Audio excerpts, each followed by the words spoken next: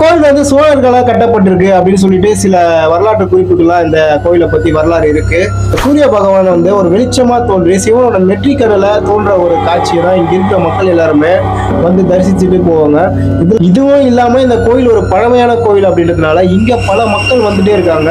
ஏன்னா இந்த கோயிலுக்கு பின்னாடி அவ்வளவு ஒரு சிறப்பம்சங்கள் இருக்கு. ஏன்னா இந்த லிங்கம் வந்து சுயமா வந்து இந்த இடத்துல உருவாகி இருக்குன்றதுனால இந்த இடத்துக்கு நிறைய மக்கள் வந்துட்டு போயிட்டு இருக்காங்க. இந்த கோயில் வந்து எங்க இருக்குன்னு பாத்தீங்கன்னா நம்ம திருவள்ளூர் மாவட்டத்துல ஞாயிறுன்னு சொல்லிட்டு ஒரு கிராமத்துல தான் இருக்கு. ஞாயிறுன்றதுக்கான பேர் வந்து பாத்தீங்கன்னா சூரியனை குறிக்கக்கூடிய ஒரு பேர் அப்படின்னு சொல்லலாம். கோவிலுக்கு பின்னாடி சூரிய பகவான் இருக்காங்கல்ல, அவங்களுக்கு வந்து இந்த கோவில்ல என்ன நடந்திருக்கு அப்படின்னு பாத்தீங்கன்னா, சூரிய பகவான் வந்து பிரம்மாவோட சாபத்தினால என்ன ஆயிருக்காருன்னா ஒரு நோயுற்று ரொம்ப படுத்த படுக்கையா இருக்காரு.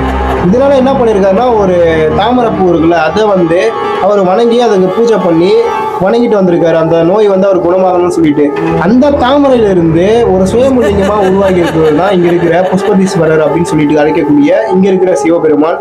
ரொம்பவே ஒரு பிரசித்தி பெற்ற ஒரு பழைய காலத்து